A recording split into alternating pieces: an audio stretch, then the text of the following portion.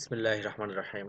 তো এখন আমরা দেখব পার্সপেক্টিভ ক্রপ টুলের পর স্লাইস টুল আছে।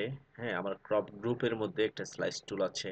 এই স্লাইস টুলটার কি কাজ সেটা আমরা এখন দেখে নিব। তো আমরা একটা যথারীতি ছবি ওপেন করলাম। তো এখন এই ছবিটাকে আমি এখন স্লাইস করব। তো আমি ইতিপূর্বে বলেছি আমাদের স্লাইসটা করা হয় ওয়েবের জন্য কোনো একটা ছবির নির্দিষ্ট অংশকে যদি আমি কেটে সেভ করতে চাই ওয়েবের জন্য, হ্যাঁ, সেক্ষেত্রে আমরা স্লাইস টুলটা ব্যবহার করব। তো আমি এটাকে সেভ করব এখন ফাইল থেকে এক্সপোর্ট, এরপর হচ্ছে সেভ ফর ওয়েব। হ্যাঁ, সেভ ফর ওয়েব দিয়ে সেভ করব, যেহেতু এটা আমরা ওয়েবের জন্য সেভ করব, আমরা ইতিপূর্বে বলেছি। তো সেভ ফর ওয়েবে ক্লিক করলে আমাকে কিছু অপশনস দিবে। যেমন এই যে প্রথমে আমরা দেখতে পাচ্ছি এটা প্রিসেট জিআইএফ আছে। হ্যাঁ, বা আমরা জেপিজিতে করতে পারি, পিএনজি 8 করতে পারি, পিএনজি 24। হ্যাঁ, সবগুলো ফরম্যাট আমরা এখান থেকে ইউজ করতে পারি, হ্যাঁ, আমাদের প্রয়োজন অনুযায়ী। তো যে কোনো একটা ফরম্যাট আমরা এখান থেকে চুজ করে নিব। হতে পারে সেটা জিআইএফ, হতে পারে সেটা জেপিজি, হ্যাঁ, বা পিএনজি 8, হ্যাঁ, যে কোনো ফরম্যাট। তো আমরা এখান থেকে আবার চাইলে আমার এই ছবিটির রেজুলেশন বাড়াতে পারি, কমাতে পারি, অর্থাৎ ফাইল সাইজটুকু কত হবে। আপনারা জানেন ওয়েবসাইটের জন্য যত ফাইল সাইজ কম হয় ততই বেটার, কারণ লোডিং এর একটা ব্যাপার স্যাপার আছে। তো আমি এখান থেকে যে কোনো একটা ফরম্যাট এখন সিলেক্ট করে দিব। আমি আপাতত পিএনজি অথবা জেপিজিটাও নিতে পারি। হ্যাঁ, আহ, আমি জেপিজিটাই নিলাম। হ্যাঁ, তো এখন দেখেন হাই আছে, লো আছে, মিডিয়াম আছে, ভেরি হাই আছে, ম্যাক্সিমাম আছে। আমি আপাতত মিডিয়াম দিয়ে এটাকে সেভ দিলাম। তো আমি একটা লোকেশন এখানে দিয়ে দিব। ডেস্কটপের মধ্যে আমি জাঙ্ক ফোল্ডারের মধ্যে এটাকে সেভ করে নিব। হ্যাঁ, এই জাঙ্ক নামে একটা ফোল্ডার তৈরি করি প্রথমে। তো এই ফোল্ডারের মধ্যে আমি জাস্ট এটাকে সেভ দিয়ে দিলাম। এখন যদি আমি আবার ডেস্কটপে যাই এবং জাঙ্ক ফোল্ডারটা খুঁজে বের করি, হ্যাঁ, এর মধ্যে দেখতে পাবেন নতুন একটা ফোল্ডার তৈরি হয়ে আছে, ইমেজেস, যেটা আমরা ইতিপূর্বে তৈরি করিনি। হ্যাঁ, যেটা ওরা ডিফল্ট ভাবে তৈরি করে দিয়েছে, এবং এর মধ্যে আসলে দেখতে পাবেন দুটো ইমেজ আলাদা আলাদা ভাবে তারা কেটে দিয়েছে। হ্যাঁ, আলাদা আলাদা কেটে আলাদা আলাদা ভাবে তারা সেভ করে দিয়েছে। তো এটাই হচ্ছে ফটোশপ সিসিতে যেটা স্লাইসের কাজ। হ্যাঁ, এটা আমরা চাইলে এখন ওয়েবে ওপেন করতে পারি। যে কোনো ওয়েবসাইটের জন্য এটা খুবই উপযোগী। তো আমরা যেটা জেপিজি দিয়েছিলাম সেটা জেপিজি ফরম্যাটে আছে, আর যেটা আম, কোনো ফরম্যাট, অর্থাৎ আমরা যেহেতু ওখানে একটাই সিলেক্ট করছিলাম, সেটা জেপিজি ফরম্যাটে আছে, আর অন্যটা জিআইএফ ফরম্যাটে করে দিয়েছে। তো এর আরো কিছু কাজ আছে, স্লাইস টুলের আরো কিছু সুদূর প্রসারী কাজ আছে, সেগুলো আমরা এখন দেখব। তো আমি আবার যদি আমার স্লাইস টুলে আসি, এখানে দেখতে পাবেন স্লাইস সিলেক্টেড টুল।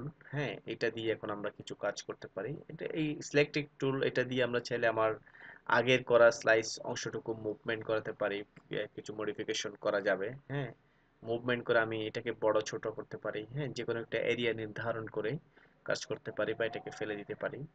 তো আরেকটা পারপাস এটা ইউজ হয়, সেটা হচ্ছে যদি আমরা কোনো একটা প্রিন্টিং এর কাজ করি, হ্যাঁ, কোনো বড় একটা ছবি, যেমন একটা বিলবোর্ড হতে পারে, হ্যাঁ, বড় ধরনের একটা পোস্টার, পোস্টার না বিলবোর্ডই ধরা যায়। আমি এখানে আবার ডাবল ক্লিক করলাম। হ্যাঁ, ডাবল ক্লিক করার সাথে সাথে এই ডায়লগ বক্সটা আসলো।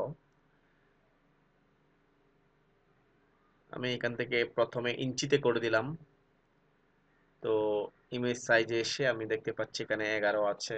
হ্যাঁ, আহ, এটার উপরে 3300 পিক্সেল আছে ডাইমেনশন। হ্যাঁ, আমার মূলত দরকার হচ্ছে এটাই, এই 3300 ডাইমেনশন এটাই প্রয়োজন হবে, কারণ আমার এখানে ডাবল ক্লিক করলে আমাকে মূলত পিক্সেলেই দেখাচ্ছে। তো 3300 এটাকে যদি আমরা দুভাগে ভাগ করি, হ্যাঁ, এটা দুভাগে, তিন ভাগে করতে পারি, আমরা আপাতত এটাকে দুভাগে ভাগ করে ছবিটাকে আলাদা আলাদা করে ফেলবো। তো এটার দুভাগ করলে হয় আপনার আপনার 1650। আমি ওকে দিলাম। তাহলে 1650-এর একটা সাইজ আমাকে দিয়ে দিল। আমি এখন এটাকে ক্রপ করে ফেলবো। আর এখানে আর বাকি আছে আর 1650। হ্যাঁ, এটা থাক এভাবে। তো এখন আমি আমার ছবিটাকে ক্রপ করে নতুন একটা পেজে নিয়ে যাব। হ্যাঁ, আম, বা এটা মূলত এবার এই জন্যই করা হয় যে আমি এই আলাদা আলাদা অংশ প্রিন্ট করব। হ্যাঁ, আলাদা আলাদা অংশ প্রিন্ট করে সেটা আবার নতুন করে জোড়া লাগিয়ে সেটাকে আমরা একটা বিলবোর্ড হিসেবে তৈরি করব, বা যে কোনো বড় ডিজাইনের ক্ষেত্রে এটা প্রযোজ্য হয়। তো আমি এখানে আপনাদেরকে একটু নতুন একটা পেজ নিয়ে দেখাচ্ছি। এটার যে সাইজ হুবহু সেম সাইজের 11/7.14। হ্যাঁ, এবার এই সাইজের একটা পেজ নিয়ে আমি আপনাদেরকে দেখাচ্ছি। এখানে দিলাম উইড 11 এবং এখানে 7.14 দিলাম। তো পেজটা আমরা এখন সিএমওয়াই কে হবে অবশ্য, যদি আমরা প্রিন্ট করি। হ্যাঁ, সিএমওয়াই কে অবশ্যই দিয়ে দিবেন, দেন ওকে। তো এখন আমি এটাকে আমার যেটা সিলেকশন টুল সেটাকে দিয়ে আমি সিলেকশন করব।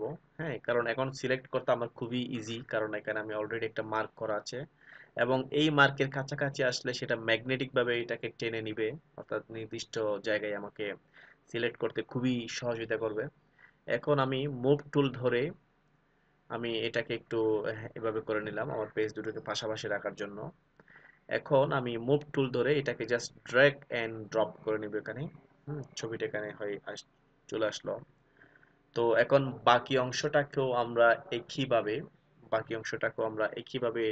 ড্র্যাগ এন্ড ড্রপ করে এখানে নিয়ে আসবো। তো বাকি অংশটা আমি আবার এখান থেকে সিলেক্ট করে নিব, মার্কুই টুল দিয়ে সিলেক্ট করে নিব। তো আমি আবার এখানে ক্লিক করলাম, ক্লিক করে ড্রাগ করে বাকিটা সিলেক্ট করলাম।